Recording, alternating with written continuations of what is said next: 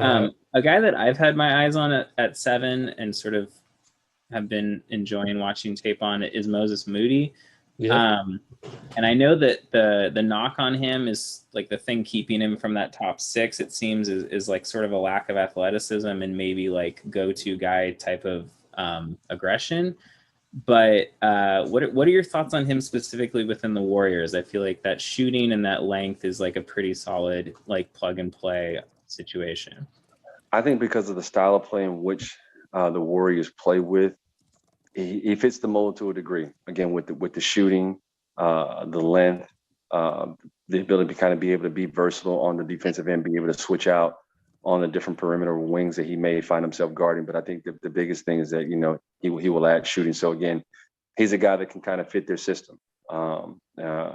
Me personally, I'm a little bit partial to SEC guys because I played ball at Alabama. So I like those guys a little bit more because I just feel like just the level of competition and toughness that you face night in, night out, regardless if the guys at the bottom or this team's at the bottom of the SEC rankings or not, but just they tend to recruit a certain degree, a certain level type of athlete. And so he's a guy that I think that could fit in because, because of the shooting, because of the length, ability to guard.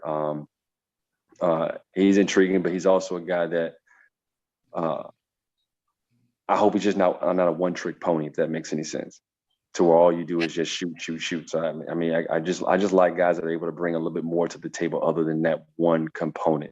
Unless you're just a specialty, and that's just, you know what, that's just what you do. We're going to concede to that. We're going to draw up stuff for you to do exactly what you do. We're not expecting anything else. But just as a rookie, yeah, you got to do more than just one thing on the floor, and particularly be able to guard your position. And if you can space the floor and kind of feel your way and kind of mature into a different role as you kind of continue to kind of get your feet wet on the NBA level. Like I said, I'm a little bit partial to SEC guys, so I do like Moody a little bit. Yeah. Yeah, and I was turned on to him because I was trying to find the wingspan of like Zaire and people, and so I started looking down the list. Moses Moody, 7-foot wingspan, 6'5". I was like, wow, that's that type of length. Kerr has talked about, over and over again during the season, especially like with a guy like Wiggins, let's say. I think the Warriors like length. So yeah, I think those guys with length, particularly able to defend, you're able to get in those passing lanes, get those passes that way we can kind of get out and play fast. And so when you've got those guys with that type of people are talking about everything that Chris is doing in Phoenix and how well Booker's been, but like Bridges, that dude right Bridges. There, yeah. It's an automatic turnover if you're skipping the ball from one side of the floor to the other and he's over there. Yeah, he gets a chance to get it. He's shooting the passing lane and it's a transition, easy bucket. All right, let's get back on the you've always got to be aware with guys with length like that. And so, and I can see why Kerr likes that guy where you've got that kind of length on the perimeter.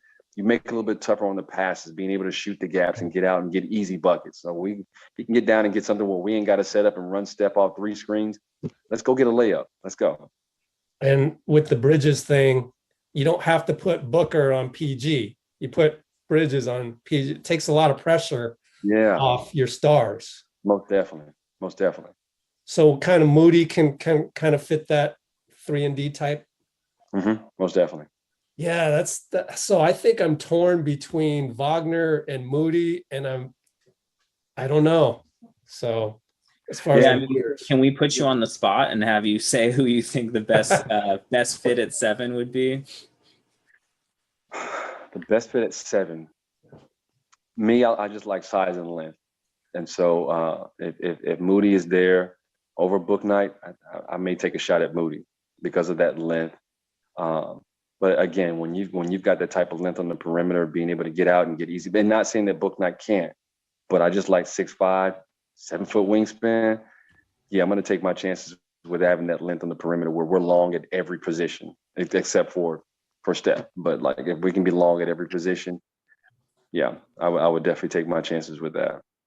Does Wagner count as that though? Because I did watch the condensed version of Michigan versus Florida State. And you know what I liked was just his skill and his fire. He has a lot of fire. Like he cares. Like he was upset when some guy when he had to close out and like it was the wrong rotations. Like, wow, he's paying attention to those details. So between Moody and Wagner, you still pick Moody? It's tough because I also like the basketball IQ that Wagner plays with as well. Yeah. And even in my experience in coaching the AAU team, I tell the guys, I will take a guys with high level basketball IQ over a team of athletes any day. We're just going to backdoor you. We're going to cut hard. We're going to do all the little things that you get tired of guarding, and we're going to wear you down. And so basketball IQ ranks really, really high with me. So it's tough. It's one of those things where I just put my hands on my eyes, throw a dart at the board, and whichever one it hits closest to, I will be comfortable taking. Yeah. Wagner looks like he's got more tools, like you said. Like he can do a little more with the ball in his hands, and Moody probably not as good a shooter, but both like pretty solid defensively. And like you said, I mean, his recognition off of reads and stuff is pretty high level. Yeah, and it's also one of those cases, and I mean, there's so many different instances of where guys were called to play a certain role collegiately, and then once they got the opportunity to go to the NBA, they blossomed into something that, like, hold up, we didn't see this in college. Like, we didn't see this in Devin Booker when he was in Kentucky. No. But also you're playing with other guys that are going to get drafted as well. So again, once you're kind of forced into a role that you may not have been used to in college, and all of a sudden now, like, you're seeing other things that this kid can, that brings to the table, because now he's called on to do more than versus what he did in that collegiate system. So it's tough. It's a tough call sometimes.